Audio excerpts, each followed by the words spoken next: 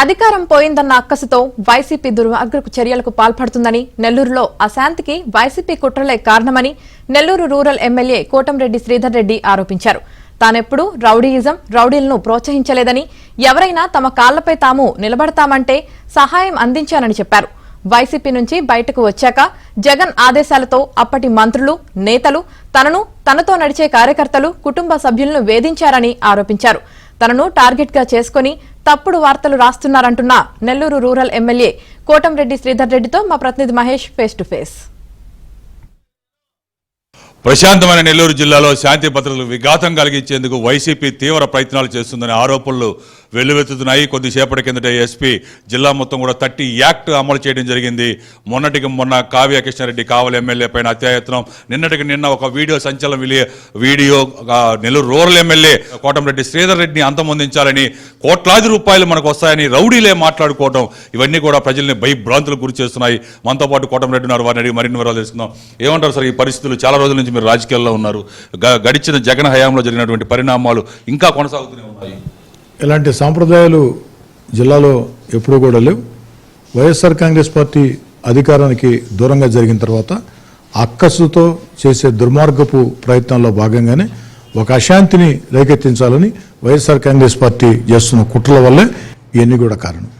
Sir, ప్రధానంగా చూస్తే కొంతమంది రౌడీల్ని గతంలో మీరే దగ్గరికి తీశారని, దానివల్ల ఇవన్నీ కూడా అని చెప్పి కొంతమంది అంటున్నారు. మీ అనుచరులు అయితే రౌడీల్ని సైతం మీరు ఆ నేర ప్రభుత్వం వద్దు అని చెప్పి వాళ్ళకి ఆర్థికంగా సహాయం అందించి కొంతమందికి షాపులు వంటివి ఏర్పాటు చేయొచ్చని అంటున్నారు. దాని మీద ఏమన్నారు? నేను ఎప్పుడు కూడా రౌడీజాన్ని ప్రోత్సహించే వ్యక్తిని కాదు, రౌడీల్ని ప్రోత్సహించే వ్యక్తిని కాదు. ఆ విషయం మీకు అందరూ కూడా తెలుసు. ఎవరైనా సరే ఏదైనా సహాయం అడిగితే మేము జీవితంలో స్థిరపడతాం, మా కుటుంబాలను మేము పోషించుకుంటామంటే నా చేతన వచ్చిన సహాయం చేయటం అది నాకు ఇష్టం. ఆ ఇష్టంతోనే కొన్ని వందల మంది నెల్లూరు రూరల్ నియోజకవర్గంలో ఎంతోమందికి వ్యక్తిగతంగా కూడా సాయం చేసి ఉన్నా అదే సాంప్రదాయాన్ని భవిష్యత్తులో కూడా కొనసాగిస్తాం. అలాగే సార్, జగన్ ప్రభుత్వ హయాంలో లాస్ట్లో మీరు వచ్చిన తర్వాతే పరిస్థితి ఒక రకంగా రాజకీయాలు చేంజ్ అయ్యాయని చెప్తారు. అప్పటి నుంచి కూడా మీ మీద కక్షలు కొనసాగుతున్నాయని, అప్పట్లోనే కొంతమంది రౌడీ మొక్కలు మిమ్మల్ని బళ్ళకట్టు లాక్కోపోతున్న బెదిరింపులు, ఇలా అనేకమైనటువంటి బెదిరింపులు, మీ కుటుంబ సభ్యులు సైతం అనేకమైనటువంటి బెదిరింపులు, దీనిపైన ఏమంటారు? అప్పటి నుంచి కూడా మర్డర్ ప్లాన్ ఉంటుంది. మీకు అన్నీ తెలిసిన విషయాలే. వైఎస్ఆర్ కాంగ్రెస్ పార్టీ దూరంగా జరిగిన వేళ వైఎస్ఆర్ కాంగ్రెస్ పార్టీ ఆనాటి ముఖ్యమంత్రి జగన్ గారి ఆదేశాలతో వైసీపీ మంత్రులు కొంతమంది, సలహాదారులు కొంతమంది, అధికారులు కొంతమంది నన్ను, నా వెంట నడిచే నాయకుల్ని, కార్యకర్తల్ని, ఆఖరికి నా కుటుంబ సభ్యుల్ని ఏ విధంగా వేధించారో మీరందరూ కూడా తెలుసు.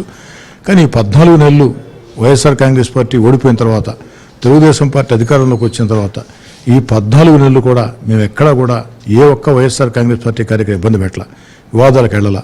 ప్రశాంతంగా మా పనులు మేము చేసుకుంటూ దాదాపు 300 కోట్ల రూపాయలతో ముఖ్యమంత్రి చంద్రబాబు గారి ఆశీస్సులతో అభివృద్ధి పనులు చేపట్టాం. అయినా కూడా YSR Congress party social media, YSR Congress party official Twitter, Sakshi పత్రిక, సాక్షి టీవీ నన్ను లక్ష్యంగా చేసుకుని ఏ విధంగా దుర్మార్గంగా విషనియమిత వార్తలు రాస్తున్నాడో మీకు తెలుసు. మొత్తం మీద ఇప్పుడు కొన్ని 100 కోట్లు చేతులు మారిపోతున్నాయి. అలాగే గూడూరు సిటీ ఇస్తాం, సూలూరుపేట సిటీ ఇస్తామని చెప్పి హామీలు ఉన్నాయని చెప్పి చర్చ జరుగుతుంది.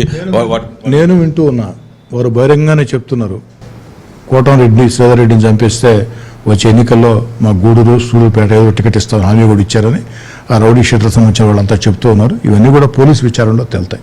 పోలీసులు తీర్పైన ఏమంటారు? 5 రోజుల నుంచి వీడియో పెట్టకపోవటం, దాని గురించి చెప్పకపోవటం, మీ భద్రత గురించి చర్య తీసుకో. పోలీసులు తమ దృష్టికి వస్తానే నన్ను హెచ్చరించి ఉంటే బాగుండేదని నా అభిప్రాయం. సరే, చివరిగా చాలా మంది గ్యాంగులు ఇవన్నీ చూస్తున్నాము, రౌడీ గ్యాంగులు, వాళ్ళ కింద మళ్ళీ గ్యాంగులు, ఒక నెట్వర్క్ లాగా సాగింది 5 ఏళ్ళు. దాన్ని ఎంత రూపుమాపాలంటే పోలీస్ శాఖ పరంగా ఎలాంటి చర్యలు తీసుకోవాలి? తెలుగుదేశం పార్టీ కూటమి అధికారంలోకి వచ్చిన తర్వాత పోలీస్ శాఖ కఠిన చర్యలు తీసుకుంటుంది. రాబోయే రోజుల్లో కూడా శాంతి భద్రతల విషయంలో చంద్రబాబు నాయుడు గారు ప్రత్యేక శ్రద్ధ తీసుకుంటారు. చంద్రబాబు నాయుడు గారి పరిపాలన విధానంలో శాంతి భద్రతలకి విఘాతం కలిగించే ఏ చర్యలు ఉపేక్షించరు. ఇది చరిత్ర చెప్పినటువంటి సత్యం.